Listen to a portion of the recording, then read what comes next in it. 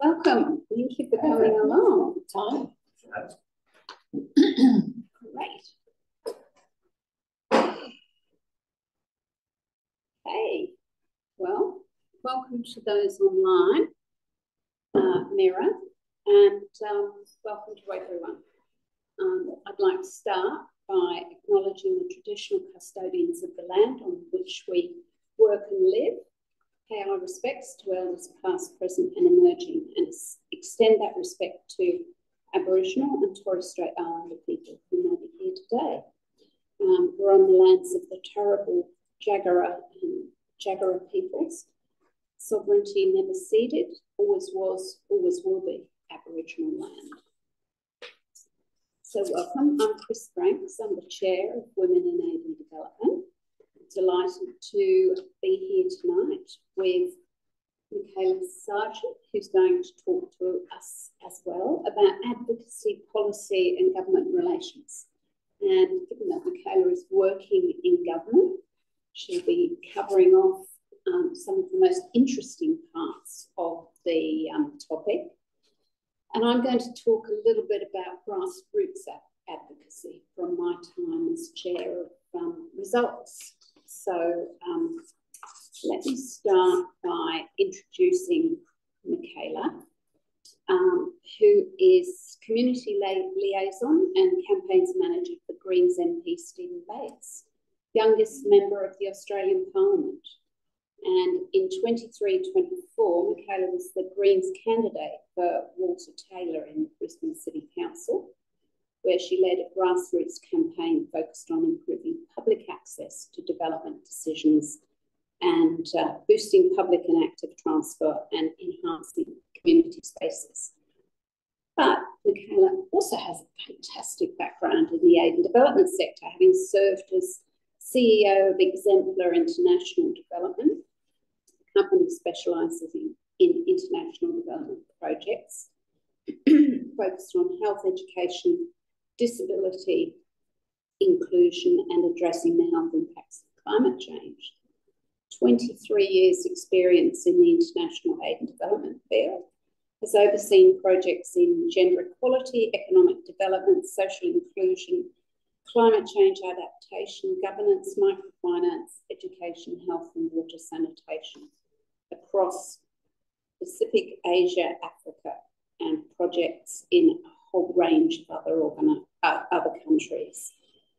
Deep understanding of NGO and non-profit organisations, civil society engagement, and partnerships with key international development agencies. I think that is pretty huge, and including Michaela's also led Poverty History, which all of you would be aware of, no doubt, where she united over 35 NGO partners in advocating for increased and more effective aid, and a strong background in advocacy and government relations. So I'm Chris Franks, I'm the Chair of Women in Development. I've been around this sector for about, let me see, more years than I care to admit, but it's certainly more than 40. Always as a volunteer. I have a great interest in the area. I have served as the chair of the ACVID Code of Conduct Committee for a period in the establishment of the code many, many moons ago. I am a company director, so I sit on a number of boards. I've been doing that for about 23, 24 years. And my other boards include a bank, superannuation association. Sorry, quite where this frog's come from. It's come down in the rain. I'm absolutely committed to the sector.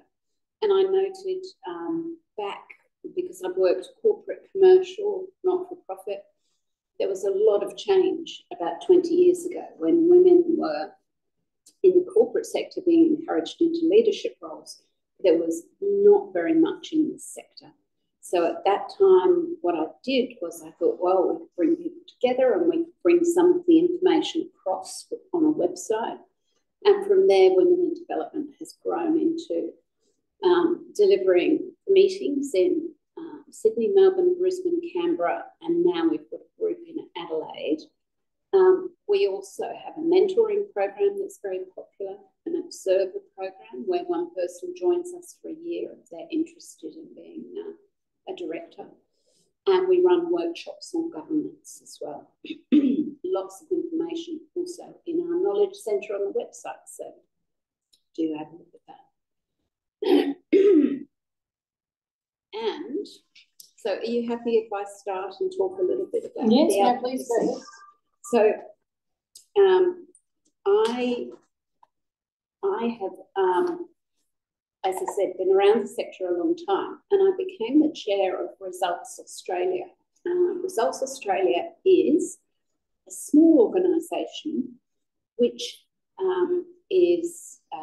has a global health focus on specific diseases like tuberculosis, HIV/AIDS, polio, and it encourages the government to invest money in programs that are run by UNICEF, Gavi, WHO. So programs that have an actual impact on the ground. But to do that, the government has to be putting money in. And of course, there's always the challenge of plenty of other projects that are needed. So what Results does is it actually starts by interacting with everyday people, people who are just keen to support those sort of programs. And what they do is they bring them together and they teach them how to advocate. They have great volunteer leaders and policy leaders. And what they do is show the power of actually contacting your MP and going to talk to them and advocate for funding for some really key programs. The success of Results is measured by where it came from. It started out by advocating for microfinance programs. And it was actually the organisation that identified and supported Mohammed Yunus right back at the very beginning and got him involved and talking to the UN in New York. From that time, they advocated strongly. And the reason that they don't work in that area anymore is because they were so successful in what they did. There are 1,000 organisations or more around the world now working in microfinance, delivering low-cost loans for people in communities. Lots of good, some bad, but we know that that approach works really well. And that's a great accolade for an organisation. So as I said, today it's on health. And you can go and talk to your MP very easily, because if you're a constituent, they are really keen on having a conversation with you. They know that if you talk to them and you're happy with them, then they'll get a tick when they go for an election. It's also something that's really important is that a visit to an electorate office or writing a letter has far more impact than a petition with 50,000 ticks on it, because people just tick and flick. They don't really think about it.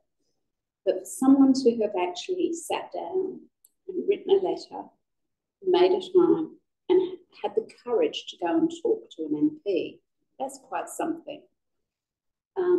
Results does it by making sure that when people go to visit, there's someone with them. There's someone who's done it before, or there's a policy person, so that they can talk about key pieces. But if they get a frog in their throat or they can't talk, what they can do is hand over and the policy person can talk. And their aim is to create a relationship, because you don't just go once, you have to go again and make sure they know who you are. And you have to also be able to deliver information in a way which is digestible. Giving someone a 30-page diatribe on your point of view isn't going to get anywhere, because it doesn't get read, number one, because they're too busy. it needs to be quick. So 1 page or 2 pages, if you sneak in stuff on the back of the paper, makes a big difference. And it also is really important to have stories. So numbers are really mind-boggling. When you look at TB, how many people around the world have it, how many people die from it, the dearth of good treatments for it, the challenge of having people deliver medicines, and the long period that it takes to actually treat people who have TB. But a real actual story makes a lot more difference when you can bring someone or refer to somebody who actually lived in the Philippines, who caught TB, who found that it had a lifelong effect in a huge number of ways. And I can't remember all this stuff now, I'm sorry. But bringing that person and putting them in front of the MP makes a big difference too, because it humanises the story. It also makes a difference when you can bring someone from Australia, someone who's actually here, been on holiday or worked overseas, come back, who's caught TB and ends up in isolation for 18 months in the hospital because they can't be treated in any other way. That has a huge impact too. So it's important to advocate at the right level of government. I'll let Michaela talk about that. There are different levels. But the other thing is to be able to appeal to the MPs, first of all, in your own electorate, but at a high level also think about what are their interests. So have a look at what was their maiden speech. Did they refer to things around the world? What are the things that make an important impact on them? It might be one of the MPs who's a doctor who's obviously interested in the area. Maybe it's someone who's visited overseas. Maybe it's someone who has an electorate with a large number of refugees or migrants. So finding what is going to be a really key book for an MP is great. And then perhaps getting them involved in one of the parliamentary interest groups like the TB caucus, where a number of MPs work hard, and while your MP might be a backbencher, they are still really important because they've got the ability to go and talk to a minister or send the minister information. Through that way, the people who, or the MPs who sit on that TB caucus make a big difference. I think I'm going to stop there because otherwise I'm going to run out of voice. But that gives you a picture of the grassroots. And they take on very happily any young people. And the only other thing I would say is that any young people who are interested in advocacy and particularly policy, going to results and joining their fellowship program, which is over a year, they teach you everything about advocacy and policy. It puts a great deal of kudos onto your CV if you can say you've done that. And it also gives you enormous skills that prime you for a role in the sector. Thank you, Chris. Michaela. So beautifully. I also just wanted to acknowledge the traditional owners of the lands on which we're meeting today, the Yagara and Turrbal people, and pay respects to the elders past, present and emerging. And sovereignty has never been ceded, and we are meeting on stolen land. And it's up to all of us as individuals and within our organisations to make sure that the First Nations justice is at the forefront of everything we do. Thank you so much, Chris. That was a really good sort of background on advocacy. And Chris and I just realised we've probably crossed paths multiple times over the years. I also worked for ACFID, running the Make Poverty History campaign back when it was a massive international campaign. And so I worked for ACFID. I've been on the board of the IDCC, which is the managing contractor version of ACFID. I've worked for World Vision. I've worked for managing contractors. I've never worked for DFAT, but I've certainly worked sort of with them and around them for a long period of time. So I have a very long background in government relations and lobbying, and spent a fair bit of time walking the halls of Parliament House with my, they don't call it a lobbying pass anymore, but basically that's what it is. And I think there's only a few of us, so I think informally, if you've got a question at any time, can you just ask it? Don't wait for the end. Happy to sort of be driven a little bit by your interests and wanting to know what you can sort of get out of tonight's talk as well. Not a lot has changed since Make Poverty history. So the aim of the game is more and better at international aid and development funding, isn't it?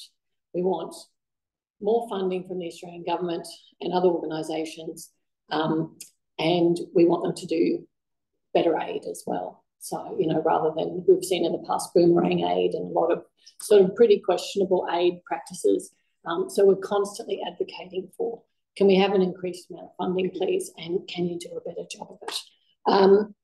And of course, all of that, we wanted to focus on the humanitarian crises at the moment. It's absolutely horrific what's happening in the Middle East. We want them to as well keep that focus on education and healthcare, which seems to, although it seems so basic, it falls in and out of favour all the time, which is really frustrating. And then, of course, we're allowed to talk about climate change now, whereas when I was working for World Vision, I had to do a find and replace the word climate change in all our programs and change it to disaster risk resilience to hide the fact that we're working on climate change projects, because DFAT wasn't allowed to talk about climate change with the change of government. So it's interesting, we're sort of driven constantly by this pressure to advocate and lobby for our sector, but also to be driven by the forces of politics at that time as well. I don't need to tell you all, the aid budget amount is absolutely atrocious. We sit at 0.2% of GNI. The average for most OECD countries is 0.36. So we're well below fighting where we should be. And we will constantly keep pushing and pushing for increased aid and development to get it up to that 0.7, which is what we agreed on many, many years ago. It's a long fight. I feel like 2 steps forward, 1 step backwards all the time. So yeah, we should be a significant donor. We are a significant donor in Pacific, but I mean, we saw our relationships fall under the previous government and actually be incredibly damaged by the previous government. And then we saw the new government realise how important those relationships were, and all of a sudden aid and development in the Pacific, we got a little bit more funding than we had before, which was great, but only because it was diplomatically and strategically aligned with the current government at that time, and they obviously understood that. So the key areas to be working around government and working with government is, of course, making sure you know who your key stakeholders are.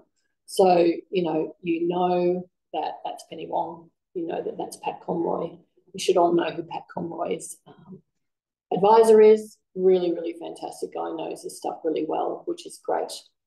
I don't know if many of you were around for the previous parliamentary secretaries of international aid and international development, but I think one was a rose farmer, Anne Rushton was a rose farmer. It was basically a bit of a stepping stone for any LNP backbencher, was they would give them this portfolio. And Constance Werentes, what was she? I'm not sure, but none of their backgrounds were in international aid and development. Pat Conroy does have a background in economics and does have quite a strong interest in international aid and development, which is good. But if you look at his other portfolio, it's defence, which is massive. So you've got to understand where he's going to put his time and energy. It's not going to be international aid and development. So we're really, really lucky that we've got a great advisor to support him, which is good. But yeah, so when you're talking about key decision makers, you know, that is Penny Wong, that's Pat Conroy, that's anyone who's on any of the committees that are relative to this area as well. And that might not be the MP where you are working. So, you know, you're at the Gold Coast. I actually don't know who the MP is down where you're living. but they might have absolutely no interest in international aid and development. So you do have to find out, well, what are they interested in, and maybe find that, as Chris was talking about, that level of interest and where you can connect in with them as well. But if they're not, you know, on a committee, and if it's not in their portfolio, then at the very least you could go and meet with them and say, could you pass on these stories and this stuff? Could you introduce me to your portfolio holder for this area? And then they can actually like introduce you to that office, and you can share your stories through to there, which is really good and really useful as well. But if you're a constituent, then you can absolutely get a meeting with your MP or your organisation. You can go meet with them. And just showing those examples of how aid and development can impact positively. They're not going to hear it through the media because the media are not interested in positive stories about aid and development, unfortunately. We did have, through ANCP funding many years ago, we had global education funding that Kevin Rudd brought in, where we were actually allowed to spend some of our money on educating children and teachers and setting up education programs for the general public on international aid and development, which was fantastic. And then the government cut it, so without warning. But I do know there was someone within DFAT who slowly worked away at a lot of global education projects sort of under the radar, and did do a lot of good that way. But certainly don't expect politicians to be informed by media on international aid and development. Doesn't happen. So make sure you personalise your engagement when you're interacting with any politicians as well. And yeah, just tailor your messages to their interests where possible. And as Chris said, use that data. I think we do M&E really well in international aid and development. So where you can use that data, those stories of success, see if you can connect someone into your community into those stories and have them there. And then just, yeah, make sure that you've got those human stories as well. And then, as we saw with Make Poverty History, collaborate with other NGOs. You know, we've even seen managing contractors who are normally in competition with each other. They, through the IDCC, they actually work really well together on areas that are of key interest to all of them. And the IDCC actually board is fantastic and wonderful group of people to work with, and genuinely collaborative. So being able to pool your resources, because I know a lot of you work for smaller NGOs. And sorry, Zephyr, who do you work for? I left my job in March at UQ International Development. Oh, okay.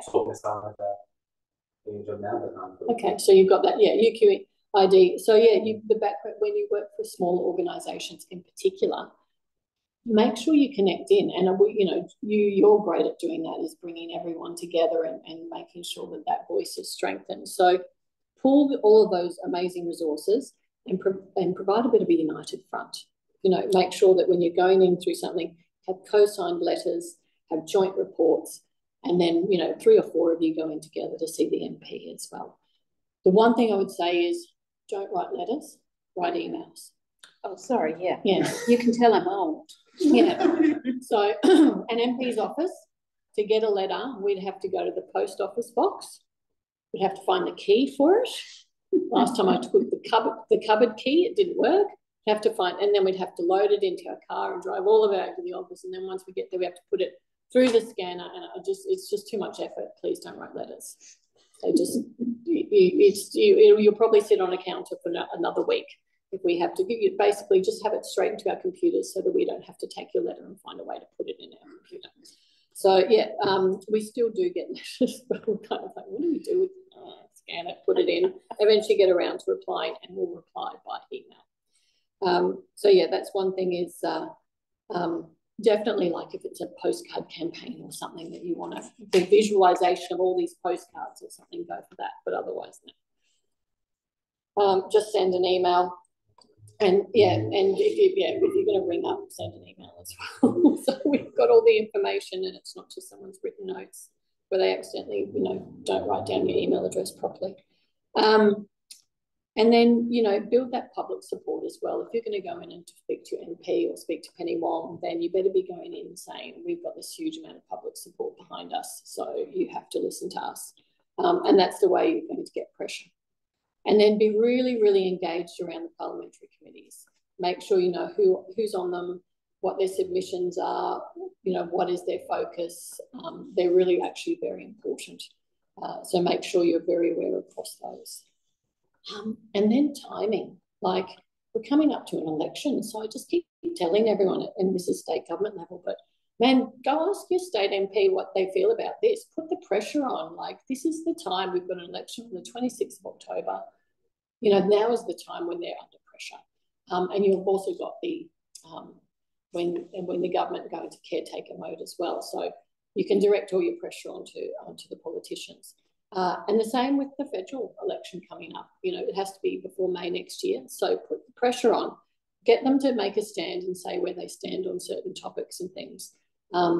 Because that is the time when they'll actually listen, as opposed to when they can relax for another 2 years. Yes, definitely maintain regular communications with decision makers, but only if you've actually got something to say. I remember when the new head of DFAT started, and he said to his staff, "What are all these heads of NGOs coming up and having coffee with me, but they're not actually wanting anything?" And in the NGO world, it can take a long time to build a trusting relationship with our partners in the field. Australian DFAT don't care about that. They're not interested. You want something, have a meeting, tell us what you want, go away. You've got half an hour, 20 minutes at the most, So be aware of how each department works and how each of the politicians works. You're not going to get more than probably half an hour if what you have is not relevant and you're not asking them to do something or be part of something. So don't send updates, but they're probably not going to read them unless it's actually a substantial update as well. And then just, be aware, as we saw, the Pacific suddenly became of interest once China started moving in. So be aware of all of the changes in the political landscape and use it to your advantage as well. And then be really specific about where additional aid funding should go. We shouldn't always just be saying for more. We need, basically the Pacific, we've got losing islands already in the Solomon Islands. We've got crop failures happening. We've got changing seasons for different things that they grow in the Solomons. And stunting is now a major issue in Timor again. We thought we'd solved that 10 years ago. So climate change is just impacting everyone everywhere in the Pacific. And so we need to be really specific about addressing a lot of these issues through that climate change lens. Because don't forget, these MPs don't have a background in international aid and development. So you're the experts, share that expertise really clearly with them. They don't have time for you to faff around and talk around the edges. And then collaborate with the government as well. So, offer to share your research. Often to share your research and collaborate on pilot programs, co-host events. If you're going to co-host events, be really clear about when politicians are available. If you want to meet with a politician on a Tuesday morning, forget it. I sit in weekly calendar meetings, and Tuesday morning is when they all have party room meetings. You're not going to get in. So try to figure out the best time to actually meet with politicians. If you want to meet with a number of their staff and actually have some substantial input from them, then meet in their offices, electoral offices. If you just want a quick meeting while you're in Canberra with them, make sure it's really relevant and you can go along and you'll probably meet with themselves and their advisor. If you want them to attend an event, it's got to either be something to do with their portfolio or it's got to be something that's incredibly close to their heart. Otherwise, they don't have time. When they're down in Canberra, they're back-to-back meetings pretty much. And also be aware that they can't leave Parliament House. Most of them start work at 7 in the morning, 5:30 if you're in the media team. So 5:30 in the morning, and they often don't leave Parliament House till 11 o'clock at night. So you have to be really clear about how you use your time with them. And if you want them to come to an event, it has to be at Parliament House and it has to be something that they can, go along to. But if that bell rings, then they'll go as well. So just be aware and think about, what would make their life easier if you want them to attend something, especially if it's for longer than 20 minutes or so. I think that's sort of about it in terms of lobbying and government relations is really think about how you can get that interest and how you fit it into what they're doing in politics. Sharing stories as well, in particular, that they can then share in speeches in Parliament House is something that can be quite powerful, is, you know, having your story in the Hansard, that they, you know, you can then clip and play in your social media, and do things like that. Make sure you tag them in your social media. Make sure that you, you know, have photos, ask for photos, see what, if you want photos with them, how you can use them. I think the key question with MPs is always ask. They might say no occasionally, but most of the time they try to find a way to make it work. But I think that's about all I sort of really wanted to say, but I wanted to open the floor to all of you to find out where you're at and what are your areas of interest around working with the government or lobbying, or even, you know, lobbying and working with DFAT as well. Great. Kind of general question. Someone sort of looked at already, you said that different government departments kind of have different approaches. My question is about how do you maintain relationships with people and organisations when there's often a pretty high turnover rate in government departments, and obviously the election cycle as well. How do you manage that when there's change and build relationships with people and then they're gone? I think you have a relationship with someone, but make sure that they will have notes and information on any meetings you've had with them.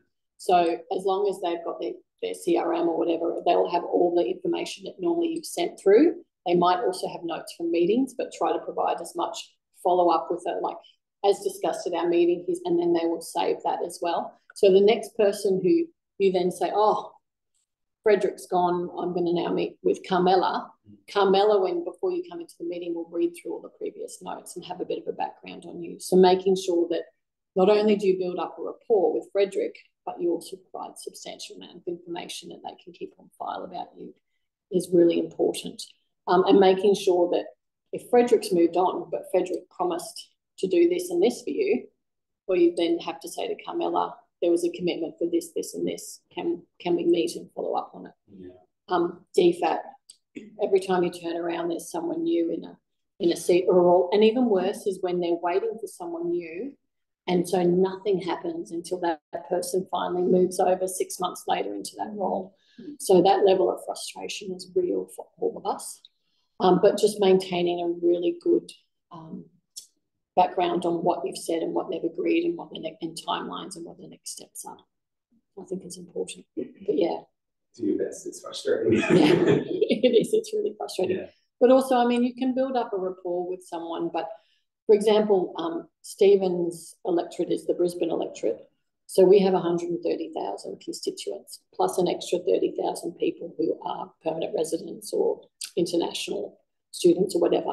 So we're actually managing 160,000 people. So for you to have a very close relationship with anyone in that office, unless you're homeless or, you know, unless we are actually having to help you physically and mentally and financially through it for something, it can be quite difficult as well, because MPs like the Greens in particular, we're a minor party, we don't have a huge amount of staff. So Stephen's got an advisor, we've got 2 constituent advocates because we have so much of that work come through, and then an office, so very limited staff. So you probably would struggle to have a really deep relationship with an MP in their staffers anyway, unless you're relevant to their portfolio. It might be good just to run around briefly for you to say your name and which organisation you are with. So my name is Monica. I am the CEO of the Kaina Foundation, and we do very grassroots development and lifelink programs in Africa and in the Pacific. Mainly, well, core business is village chickens. So we teach people how to do village chicken husbandry, how to keep them. So at the end of training, we get 2 chickens, or roosters and chicken wire, and off they go, and we support them for a while. But it's been going for 23 years and doing great, moving into climate change, because obviously it's big reef restoration, mangrove restoration. And we have a fantastic corporate partner, Palladium, and we manage their CSR, so 1.5% of their gross profit comes to us, and we have a number of grants where we can help communities and disaster relief Fabulous. Yeah, I'm Soban from Iran, and I recently came to Australia, but I'm really interested about political science, international relations, media, and my background in Iran is about the relationship between Iran and America, and I studied discourse analysis, and I really like to involve myself, and I have passion about human rights, especially women, because if you know, in Iran there is a movement about women life and freedom, and as you mentioned, in the Middle East, there are really bad issues, especially in my country, is Israel and Palestine, and other countries have a conflict together. And I would like to make a network with called Australian culture. And now I'm working in ECCQ, and yeah, I'm really new there. Yeah. And what do they do? Sorry. I work in ECCQ. Did you know about it? I'm not from Brisbane, sorry. Yeah. It's an institution working about the ethnic council. If Ethnic I'm right. Council. Yes. Right, okay. Ethnic Council of Queensland. Ah, right. Sorry. What does ECCQ stand for? They are try to organize a multicultural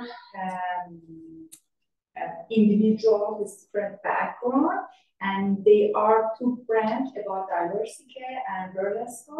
They are working with age care and some health problem and issue in Brisbane.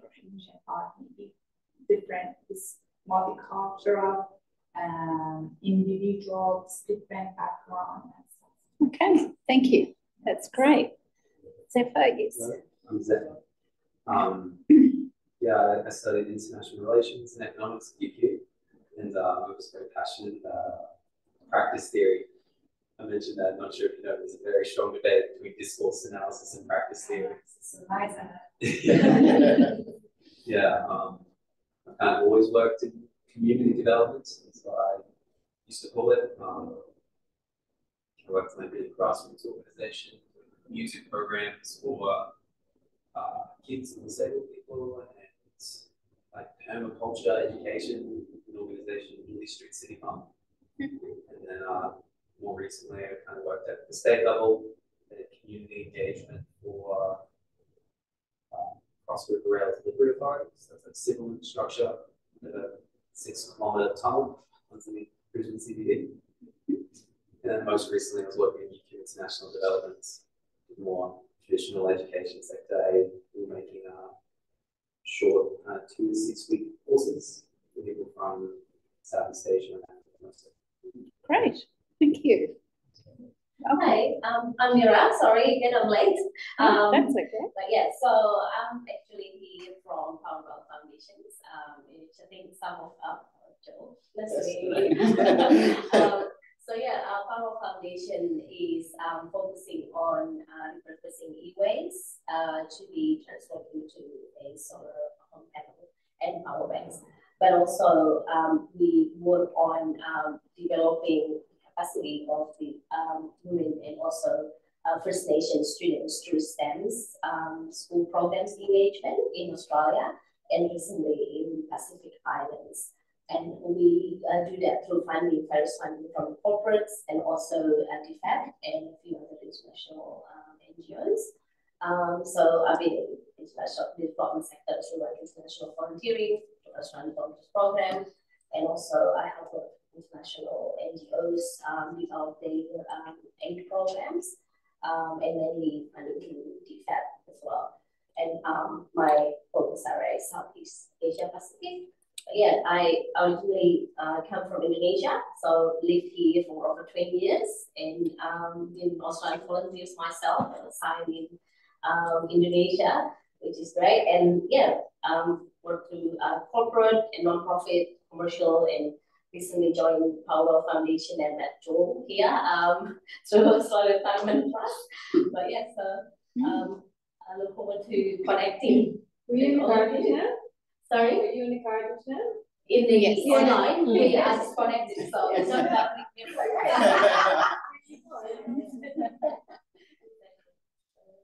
Honoka. Hello everyone, I'm Honoka. I'm from Japan, and yeah, I graduated in Q as International Relations and Public Policy, and I moved to Sydney to work for Japanese government agency. I was working with New South Wales government to build the new airport in Western Sydney. Yeah, and I realized it's more like land dominator, more science, and I really wanted to work for people who are in need. That's why I was like doing some volunteer work, like the event, yeah, in WiAD in Sydney, and I realized I applied like all jobs, internship in the human rights international aid, and I got a internship in United Nations High Commission UNHCR in Japan. So I was working for with refugees, doing some like advocacy I did. When we did like fundraising, I partner with I did like some stakeholder engagement a lot. Yeah, and yeah, I moved back to Australia a few weeks ago. And yeah, I'm looking for jobs. I'm living on the sick and ethical job. Yeah. What do you want to do? What are you looking for? I really want to do more. So for me, international like unit job is too big for me. I really want to work for more like UNHCR is more like consultant. I can't even like connect with refugees. So I want to do more NGO, non-profit. I really want to like connect with people who are in need. So I try to look for a job in NGO. Yeah, and then like refugees, like human rights in Brisbane, but and also Gold Coast. But it's very limited. But still try to like me. But Yeah, because I know a lot of Afghani people comes to Australia, and I speak in Persian, same language you are speaking. I try a lot of time, but unfortunately, because I don't have the local experience in Australia, I'm not. It'll come. Yeah, patience. Joel, over to you. Hi, I'm Joel. So I've been in the development sector for quite a while now. Did a bit of work.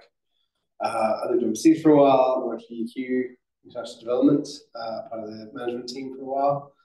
I've done a few other projects, particularly around, my focus is very much around entrepreneurial thinking within the development sector, and particularly transport transformation.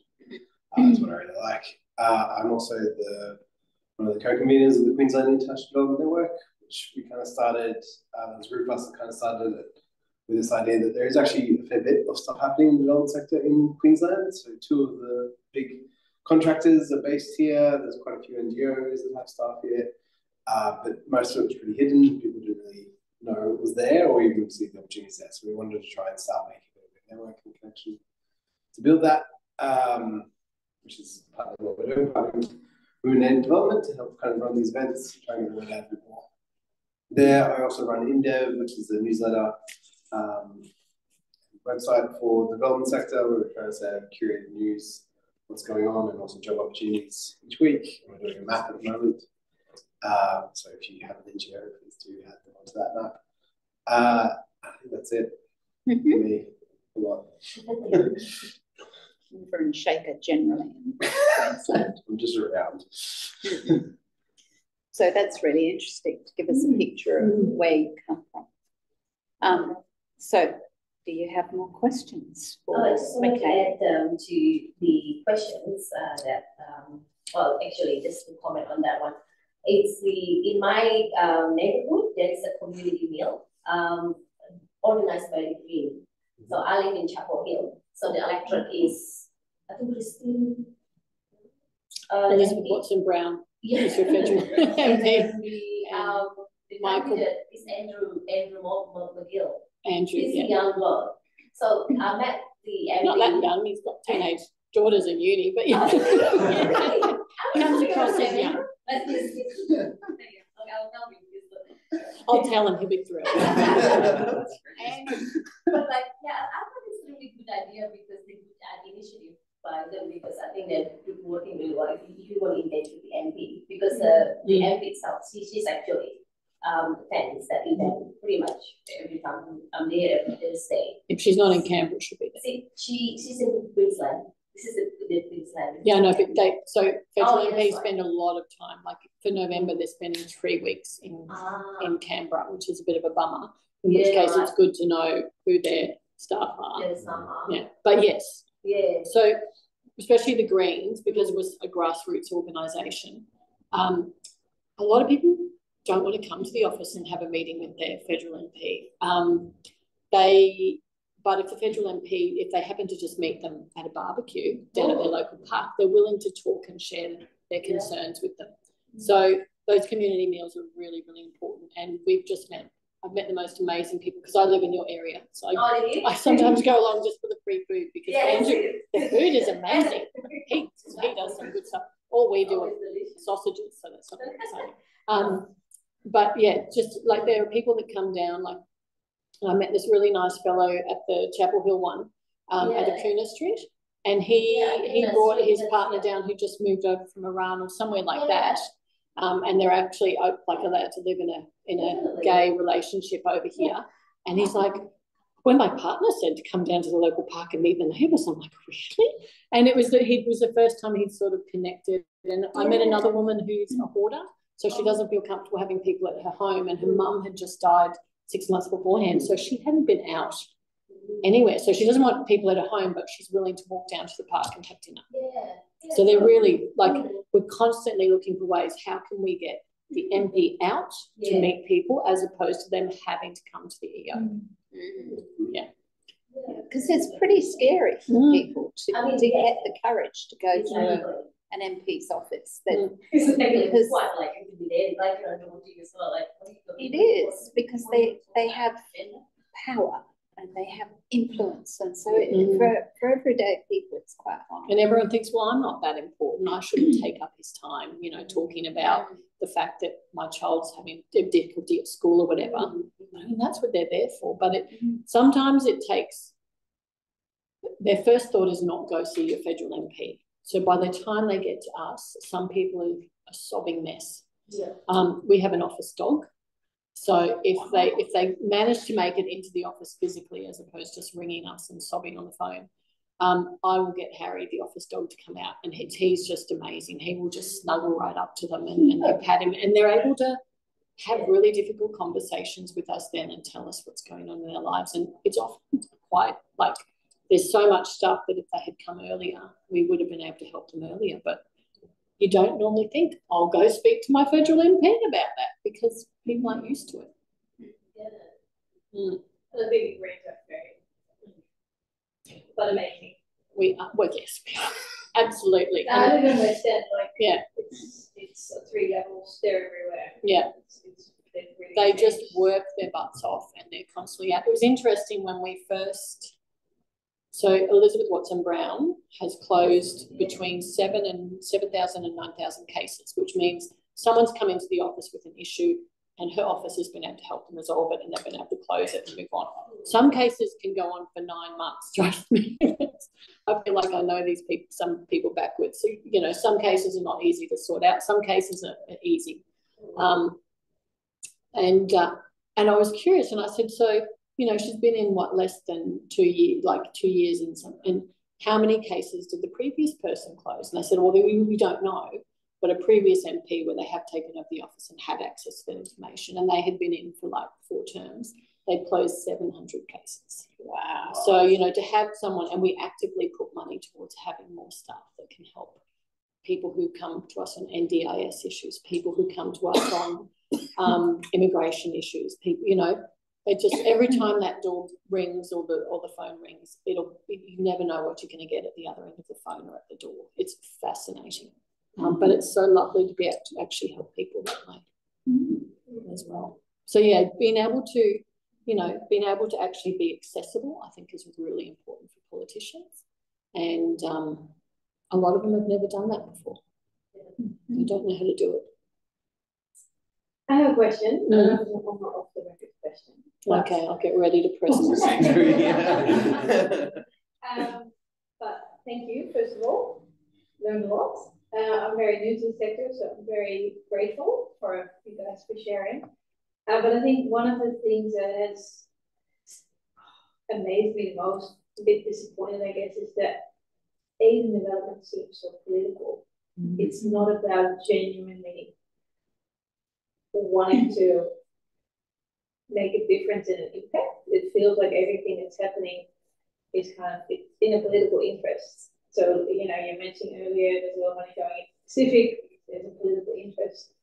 You mentioned earlier, I was talking about they're fighting over it. You know, the Chinese and the Japanese and the Americans and the Australians, they're all fighting for who gets the funds, infrastructure that you could go on separately. These are a different discussion. But I've been a bit like, is this everywhere? And I even had the conversation with Mark Purcell. I said, is this like, how hard is it for you to also push back when you get funding by the government? And everything in aid and development seems politically driven rather than, hey, there's an issue here, we should solve it. So I'm very keen to hear your thoughts on that, whether you've seen a change in that in the decades that you've been involved in the sector. I don't want to disappoint you and break your little heart. No, I'm not breaking it. I'm just bring it back together. We do that, like, I want to work in the sector because I want to do good, because we are very privileged to be where we are. So is there a glimmer of hope somewhere? Is there something that... Look, there is absolutely a glimmer of hope, mostly around the NGOs, because their motivation is solely on how do I make the world a better place for everyone. So there is your glimmer of hope. And, what was the other one I was thinking of? This was well booked before your time, but there used to be a separate international aid and development department called AusAid. And I think it's been 10 years now. Longer. Yeah. Oh my gosh. And they were, all the people who worked at AusAid were focused on international aid and development, were to do these amazing things. And they had like an evaluation department as well that evaluated all their projects. And then the government of the day decided to merge AusAid into DFAT and called out the child abuse and the sexual abuse that was happening on Nauru with refugees. It is NGOs who will do that. So that's your glimmer of hope. Having said that, the people who work at the managing contractors, like I loved working on the IDCC, they're incredible people, especially the smaller managing contractors as well. But they are the larger ones are very much in that DFAT mindset. You know, they've pretty much all been with DFAT, you know, or AusAid since they graduated university. And so they have a very firm mindset that's very different to NGOs. So hang out with the NGOs, but also, you know, use the managing contractors and their like it's the big four. They pretty much win all the contracts. Use them when you need them as well to really drive through those messages. And certainly from my experience, the Chinese investment's been happening for a lot of time and change. So after, so when the Liberal government came in, before that time, we talked about development and being good neighbours and being and delivering to you know, get rid of poverty and to look after the people who were the sickest in the world, etc., etc. When the Liberal government were elected, we started talking about the economic value of working with developing countries, the security side of things, the return on the investments we could make. And that language change was because that's what they are interested in, and that is what will actually stop them taking more money out of aid, because at that point it wasn't a case of even trying to get the aid dollars up, it's just stopping the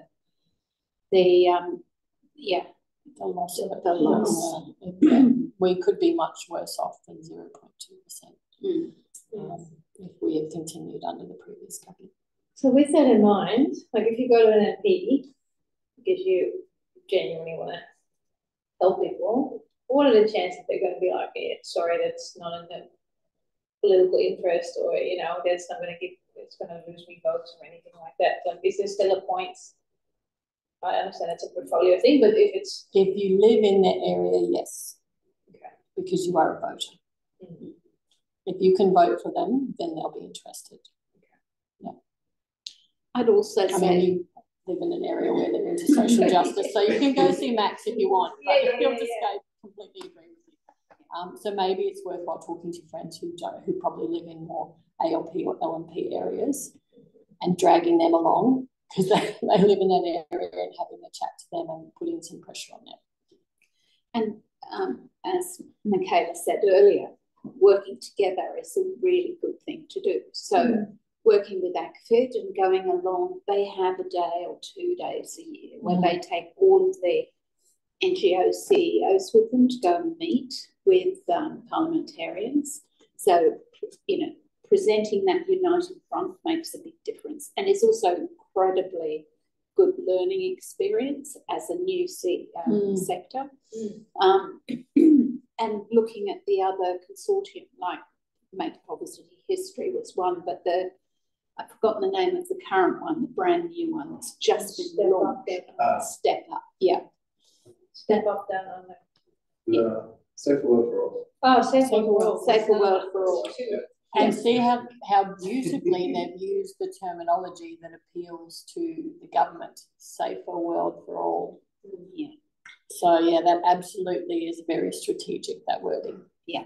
So that's a good group to sign into because I've got no doubt that there will be parliamentary activity around that driven by ACFID and being with them, again, very good learning experience. Yeah. That's a good point. And another question I had is, what do you think, when we're talking about the government and the role they play in aid development, what's your view on the role of corporate society? What should they be contributing to aid and development? They don't have they have an agenda, obviously, but maybe less political. Should that balance change? Should the sector become less reliant on government? Look, I think it depends who they become reliant on. I have found philanthropic organisations are great donors. They do not put the level of red tape around the funding that they give to the extent that other organisations do. So philanthropic, absolutely, inside a private organisation and change the culture so much. You have to have a leadership, and I fortunately did at Aspen Medical who was the parent company for Exemplar, is I had a leadership who were very passionate about this and willing to invest the time and energy in that it took to build an organisation that focused. There's no money in disability inclusion. We all saw DFAT came out with their new strategy with no extra money. So they were willing to build something that they knew the profit margin would be very minimal on because they were passionate about something. But that came from the owner, the founder of the organisation. So unless you've got that level of input, it can be very hard to make a corporate organisation care enough to actually make a significant difference. I've had some experience with corporates at a lower level.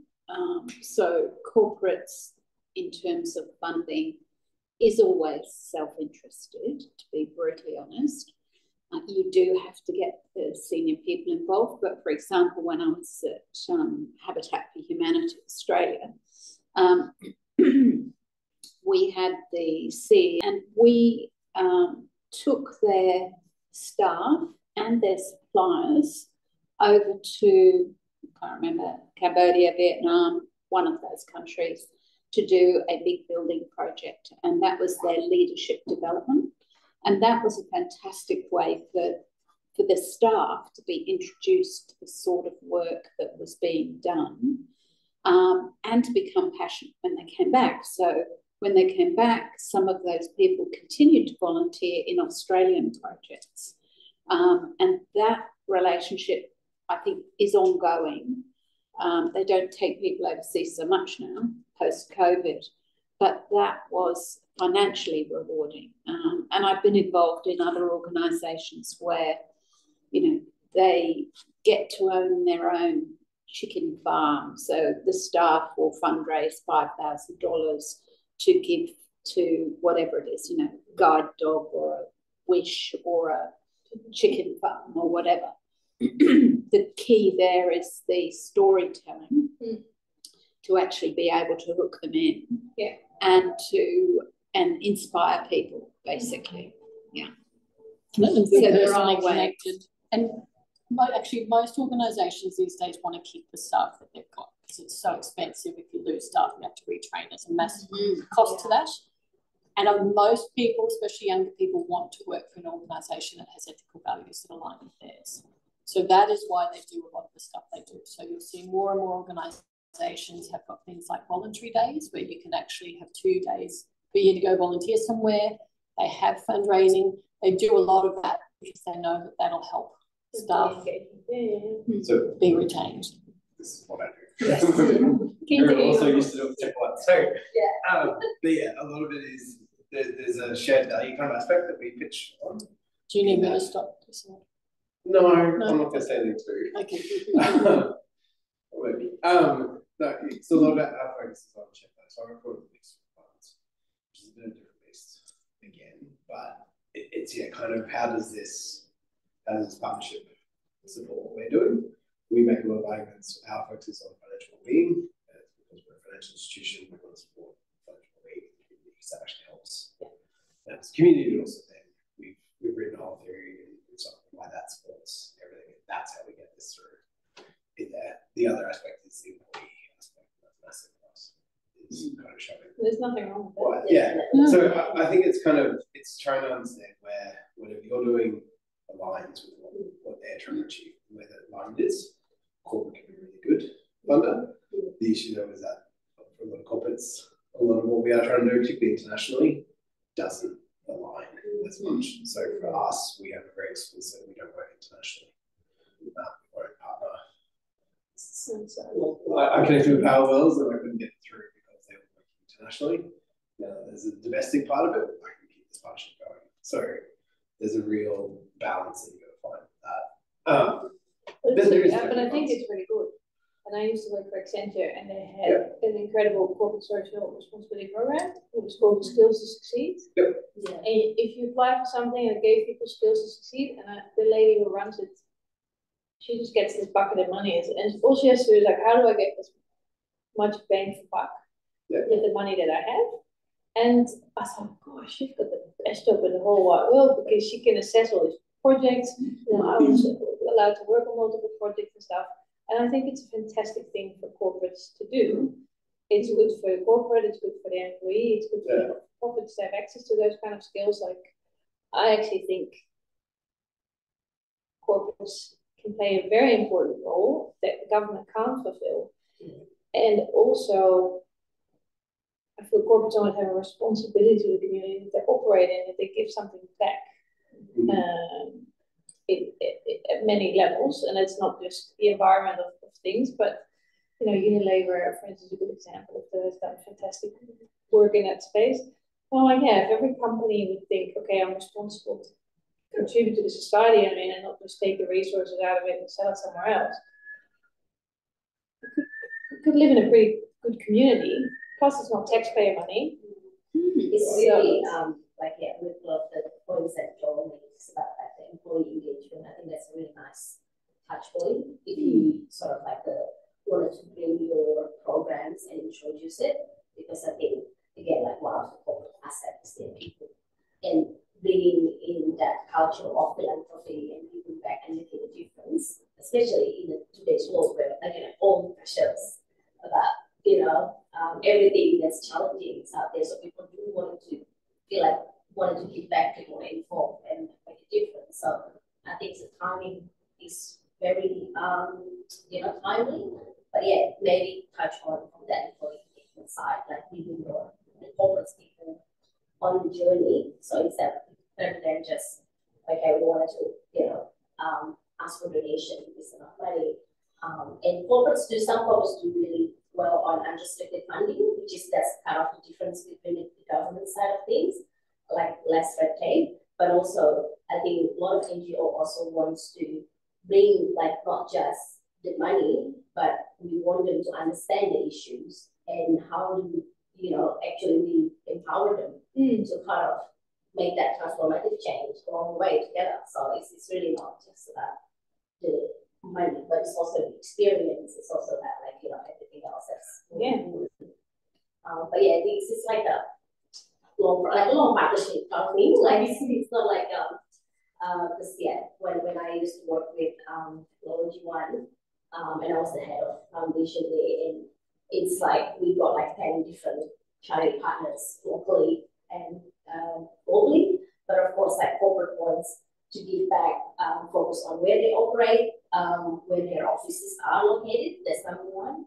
But then for headquarters is in Brisbane, so they also wanted to increase their local footprints, and the First Nation issues is also so that's like their focus. So a lot of charities that approach us, I have to assess where the alignment sits, and again, some executives ones, how do we make the return on investment of this like $2,000? It doesn't, you know, for the scheme of things, it's not actually that much money, like what you're making. But you know, we have to kind of but we have to be responsible shareholders and how we going to spend all this thing. And so it's something that's kind of to be a bit more, you know, commercial acumen has to come in. I do think going back to the first question you asked me, funding ones for the government sector, there is a real issue of to give the international aid sector, there's not a huge amount of corporate that's come in, even philanthropic. There's not really a huge amount. I know there's that group is in Melbourne, they're trying to get more of that kind of coming through. That's their focus. Sam Lewis. What's his network called? Which one? It'll come to me in a minute. But that's kind of that's part of that. It's training more foundations to donate to the development sector. But it is, I think there is a real massive issue of that. So much of the international aid sector in Australia is just relying on DCAT. Or very small donations where there's another thing, but DCAT's just this huge weight that does kind of be, and so it does need to, everything has that political lens on it, because that is huge for doing all. And the trouble with corporate donations is, I think, as you say, they can be too much work for too little money. They really think that, you know, that sums it up really beautifully, actually. So much work for so little money. So little money. I've worked as a fundraiser, so I know, you know, the hard yards you have to do, and you really at times just have to say no, because they literally want too much. They want to buy, they think they can buy your whole organisation if they give you $20,000, because, you know, when they're turning over, you know, billions of dollars. And I understand it's that, you know, bottom line and they've got to perform, but if it doesn't work, it doesn't work. And it is better to walk away than to try and turn yourself inside out. I have to say. Fully agree. Yeah, I was about to say it's not. like try it, but just don't invest too much time and money into it. Even the really big ones in Australia, like Canva level foundations, it's still not really comparative, and they're really just useful areas. So, and there's just so much. Like as I said, we only want to do this. We only want to plant trees. What do you mean the community don't want trees? I want to plant trees. That's what we want to do. So I think there's a bit more. There's a bit more value in the shared value kind of area.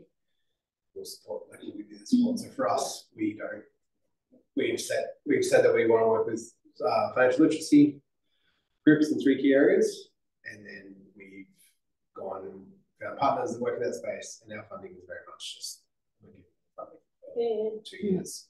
Can you just let us know how it's going, and each kind of couple months we meet with them and kind of go, well, what else can we do? Like, the more you hear from us, thinking more your about job sounds so easy. Really nothing. No, but like the kind of thing about like our organisation is quite large. We've got a lot of funds, we've got a lot of connections with employers, we've got a lot of connections with investments. Is there other ways that we can kind of support you through that? So it's switching that, but that's kind of the newer model of CSR, more like a shared value collaborative kind of approach. That's only just emerging. There's still a lot of organisations that that network's called Australian International Development Network. All right. I don't know. That's Simon Lewis and Hubert Foundation. Oh, yeah. Down in Melbourne. Their whole thing is they're trying to get more foundations to donate to the development sector, and it's a hustle for them. And I think that's, to me, that's one of the biggest issues in the development sector in Australia, is that there's DFAT and then there's just a whole bit of little stuff there. Yeah. You have, like in Europe, there's a lot of countries, there's a lot of big foundations. America, there's a lot of big foundations, there's a bit more diversity and more opportunity to kind of balance out the politics of it. Australia is very much just Yeah. But asking a question to learn. Yeah. Well, not to think, exactly. Well, just fascinating. DFAT kind of decides who gets to be active and who doesn't. Obviously, a lot of long relationships, and it's not really about who does the best. I might just, sorry. I might wind up our formal piece. I don't want everybody to stop talking or to go. It just means that I can then get up and serve more wine, and we can eat more noodles. But I want to say thank you very much, Michaela. Really appreciate you coming along. My pleasure. Absolutely fantastic to have you. I'm going to give you our Women in Development Beautiful mug, which our speakers get. I have to declare it on my register. Oh, you no, will. I won't. There it is tomorrow. Yeah, it's great advertising, I have to say. You'll be very pleased to know that I didn't come when I was doing some advocacy in and activism actually in Sydney, the area I lived. The state government, states, they say, had changed the law and allowed anybody who wanted to chop down trees within 20 metres of their property. Absolutely outrageous. All you could hear were chainsaws. It was the most terrible time. I got quite PTSD'd from it. Every time I heard something start up, you know, you'd be running out to stand under a tree until you could get the council ranger to come and try and stop it, which you often couldn't. But we had a fabulous activism advocacy process because our MP, state MP, Liberal, would not stand up against it despite widespread opposition. So we had a lovely thing called Dump the Stump. So we would get together and we'd pick up, I have to say, they were bloody great stumps. I could hardly carry them. And we'd paint on them, you know, dump the stump legislation or whatever. And then we just all walk into the MP's office and we'd leave all of these stumps. Oh, I'd love it. Do it to us. I mean, it would never happen with us because we wouldn't support it, but we have an LMP councillor, so yeah, we absolutely love activism. We made an impact, and all of the Liberal MP officers, and probably quite a few of the Labor ones too, had stumps all over the place that they learned. It was a lot more difficult to get rid of than a couple of letters. Yes, yeah, no, absolutely. But thank you. We appreciate coming, appreciate the event. We really want to get people together to talk, share ideas. We'd love for you to join Women in Development as a member, consider becoming a mentee in a mentoring program, consider being a mentor if you've been in the sector. And of course, once I know who you are and what you've done, I'll tap you on the shoulder one of these days. We have an observer program for people who are in senior management, and the next step might be into governance, and they're interested in coming along, joining our board for a year to see how we operate, learn about good governance, and then be in a better position to take a role. We run workshops on governance, we run workshops on interviews and getting your LinkedIn profile right, lots of things that help younger people get into the sector.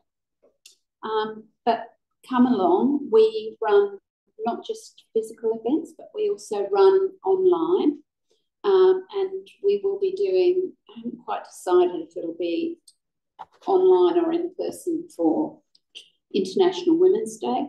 And our aim will be to probably have an event around the DFAT gender policy, if that's actually been published at that point. Where it was due in September, so we're still waiting at the moment.